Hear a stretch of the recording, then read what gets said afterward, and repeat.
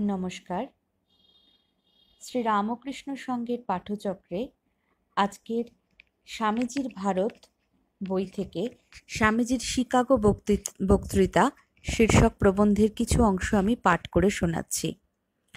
একজন বৃদ্ধা মহিলা, যিনি স্বামীজির প্রথম দিনের বক্তৃতায় উপস্থিত ছিলেন, তিনি পরবর্তীকালে তার অভিজ্ঞতা বর্ণনা করে বলেছেন, যখন সেই তরুণ উঠে দাঁড়িয়ে বলল, আমেরিকার বোন ও ভাইয়েরা, 7,000 শ্রোতা উঠে দাঁড়ালো এমন কোনো কিছুর প্রতি শ্রদ্ধা জানাতে যা তাদের পক্ষে ভাষায় প্রকাশ করা সম্ভব ছিল না। যখন বক্তৃতা শেষ হলো, তখন দেখলাম দলে দলে মেয়েরা বেঞ্চ টপকে তাঁর কাছে এগিয়ে যাচ্ছে। আমি তখন মনে মনে বললাম, বাছা, যদি তুমি এই আক্রমণে মাথা ঠিক রাখতে পারো, তবে বুঝবো তুমি নির্ঘাত ভগবান। এই ধরনের আক্রমণ এরপর থেকে তার প্রতিদিনের অভিজ্ঞতা হয়ে দাঁড়িয়েছিল। কিন্তু সব কিছুর মধ্যেই তিনি ভগবানের ইচ্ছা দেখতে পেতেন বলে যেমন প্রতিকূল পরিবেশে, তেমনি এই সাফল্যের মুহূর্তেও তিনি সম্পূর্ণ শান্ত ছিলেন। শিকাগোর বক্তৃতার প্রথম দিনেই স্বামীজিকে আমেরিকায় পরিচিত করে তুলল। রাস্তায় রাস্তায় শোভা পেতে লাগলো তাঁর তেজোদ্দীপ্ত ছবি। আমেরিকার পত্রপত্রিকাগুলি তার উচ্ছ্বসিত প্রশংসা করল। দি হেরাল্ড লিখল, ধর্ম মহাসভায় বিবেকানন্দই অবিসংবাদিত রূপে শ্রেষ্ঠ ব্যক্তি। দ্য বস্টন ইভিনিং ট্রান্সক্রিপ্ট লিখল, ভাবরাশির চমৎকারিত্ব ও চেহারার প্রভাবে তিনি মহাসভায় অত্যন্ত জনপ্রিয়। তিনি শুধু মঞ্চের একদিক থেকে অপর দিকে হেঁটে গেলেই হাততালি পেয়ে থাকেন এবং হাজার হাজার লোকের সেই সুস্পষ্ট প্রশংসা তিনি বিন্দু মাত্র গর্ব প্রকাশ না করে শিশুসুলভ সারল্যে গ্রহণ করে থাকেন। স্বামীজি এত জনপ্রিয় হয়ে উঠেছিলেন যে ধর্ম মহাসভায় তার বক্তৃতা থাকত সবার শেষে।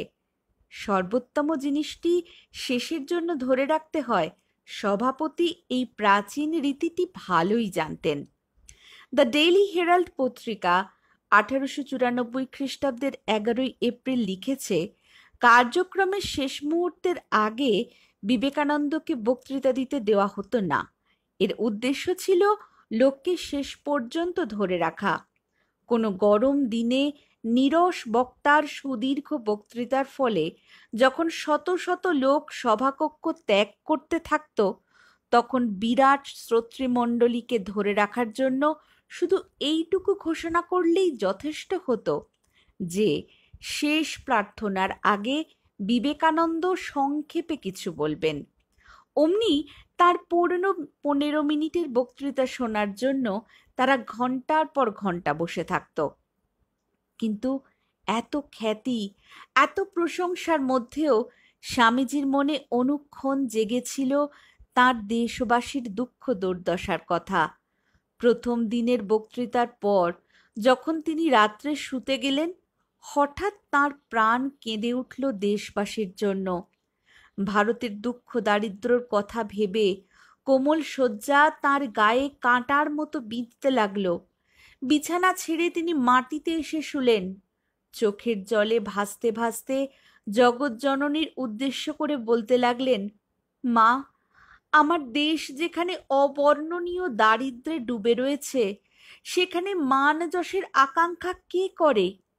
গরিব ভারতবাসী আমরা কি দুর্দশায় না এসে পৌঁছেছি।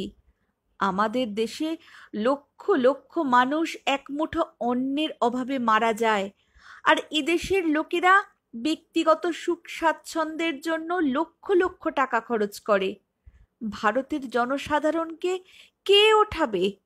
কে তাদের মুখে অন্ন দেবে? মা, দেখিয়ে দাও আমি কি করে তাদের সেবা করতে পারি।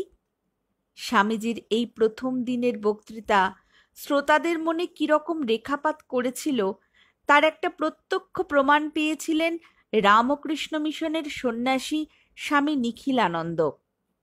তিনি যখন নিউ ইয়র্ক বেদান্ত সোসাইটিতে আছেন, তার সঙ্গে এক ইহুদি বুদ্ধিজীবীর পরিচয় হয়।